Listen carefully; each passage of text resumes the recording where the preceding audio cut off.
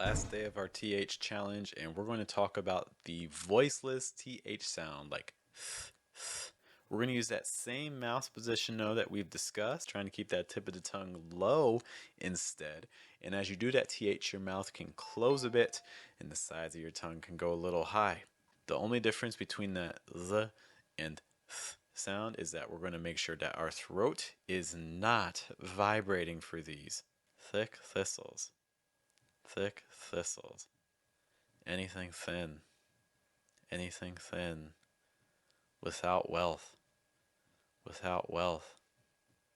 60th birthday. 60th birthday. Now be careful with the voiceless TH sound, because another sound it's commonly confused with is just the letter T, like a T sound. Thin, tin. Thin, tin. With, wit. With, wit. Fourth, fort. Fourth, fort. He went with 1/4 of the fort.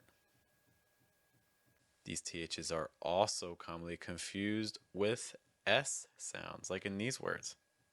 Thin, sin. Thin, sin. Fourth, force. Fourth, force. Thick, sick. Thick, sick. Which bathroom sink seems too thin?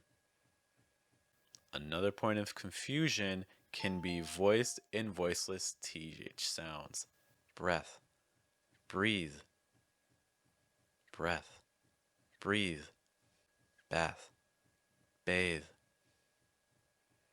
Bath, bathe.